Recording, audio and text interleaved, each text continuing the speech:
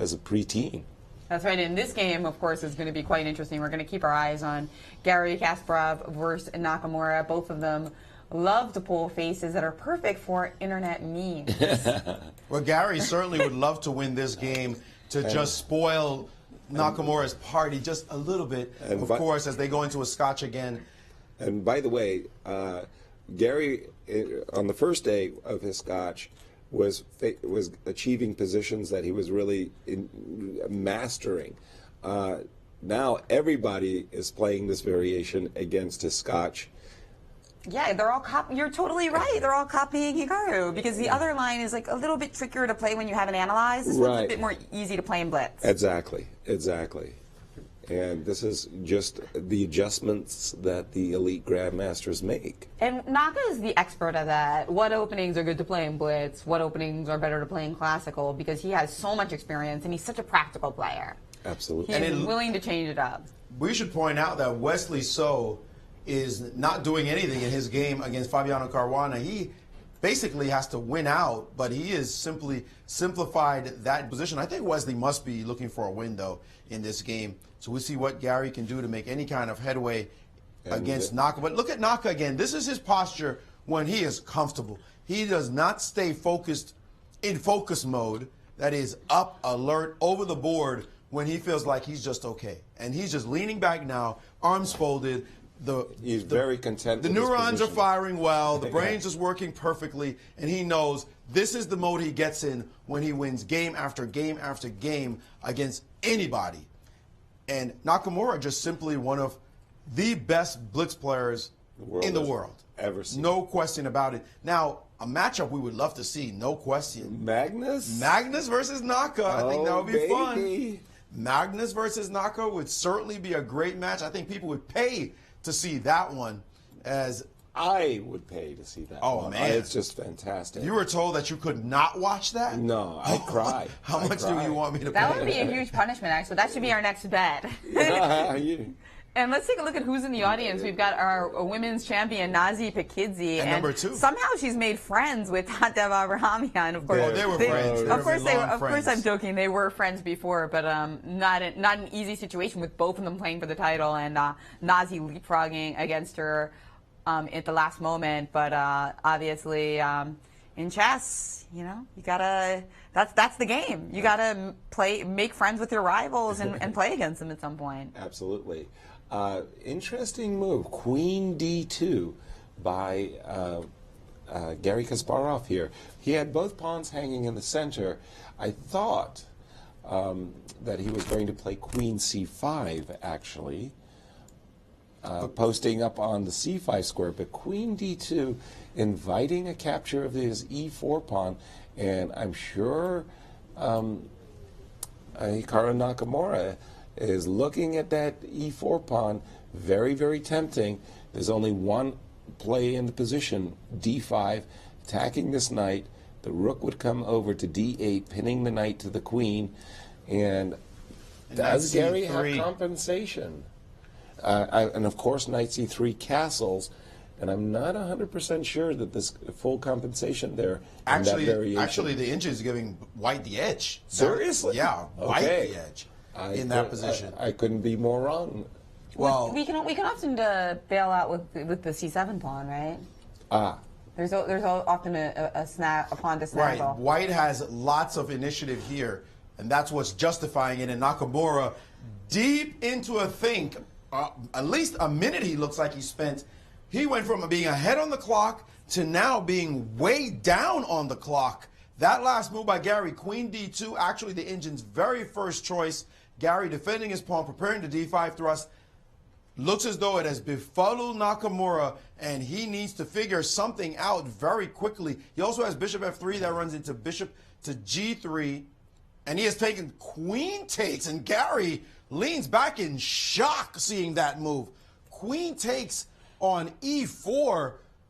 I mean, that just simply allows the win of a piece for a couple of pawns. And he has decided to go for this position. Nakamura not wanting to have a position where he stood worse strategically, has sacrificed his piece.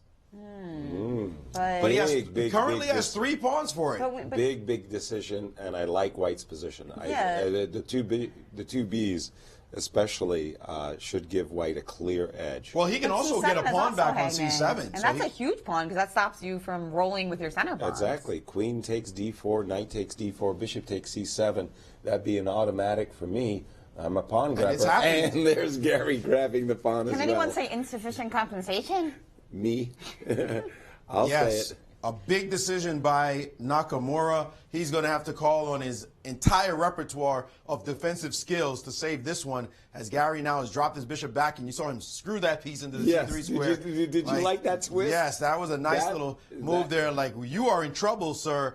I'm a piece up. The 2 bishops are now off the board after knight takes, but he's got an extra knight. Well, it's an extra bishop on the board. And those 2 pawns are totally insufficient for the bishop on G3. This is dominating. Especially since we're ganging up in the D5 pawn. We should point out, if Naka goes down this game, Wesley So is dominating currently in his position against Fabiano Caruana.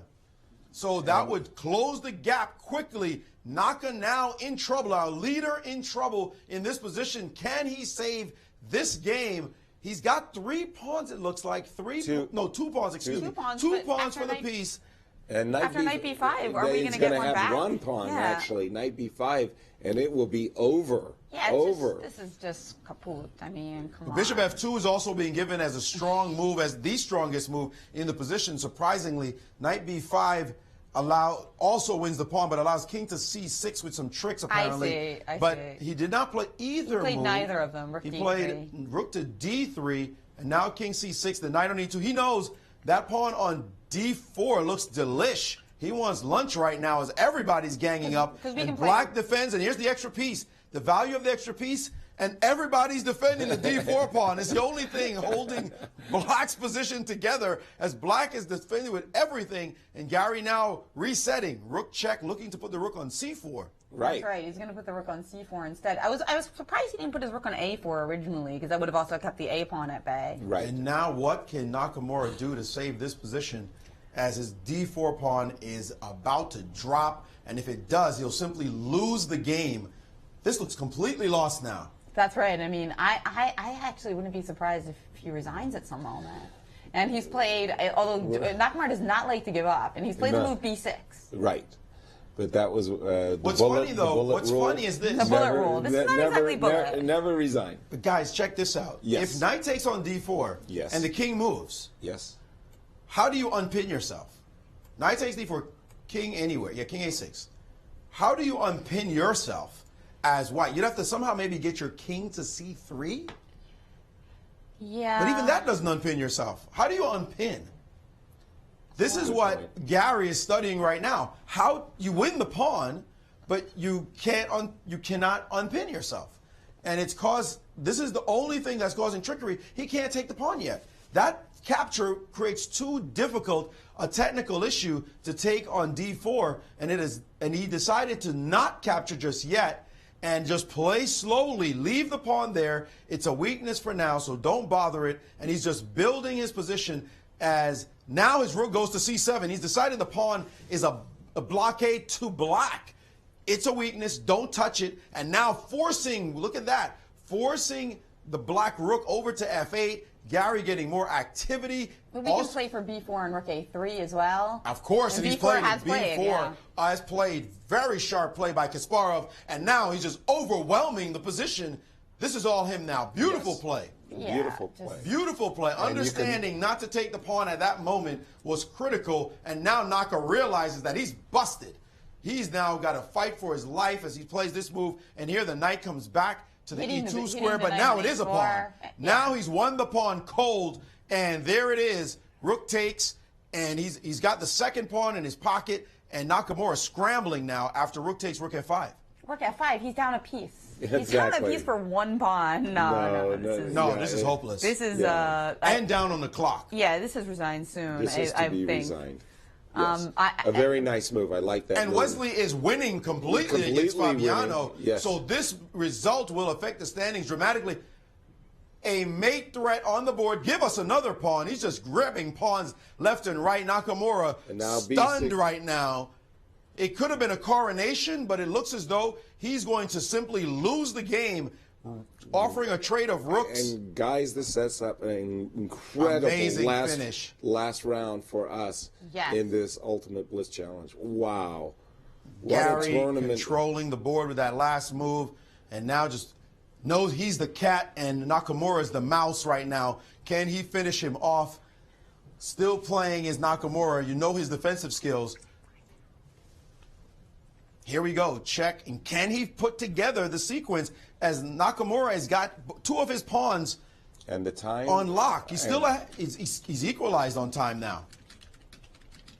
Look at Nakamura defend. Amazing defense right now. The game should be over already, but Naka is still defending. Wesley won his did win his game, setting up for an incredible finish. Well, that's only if Garry wins. Garry is not finding the way to win this position. A piece up. He has not figured it out. Now he's brought his rook backwards to guard everything. And how does he figure out the win? Bishop attacking rook, chasing that away. Nakamura not giving him any easy road to win this position. And now he's trading rooks. There goes a trade of rooks happening on the board. So that he can play f4 and then advance with his king up the board. It still worked. The black king looks to go to b4. He's played rook to c4. Doesn't that allow rook d3? Rook d3, rook f4. And he has played it, rook f4, and now his pass f-pawn is the story of the position, but there's a pass b-pawn for black. Which will be curtailed after bishop e5. Posting up, what?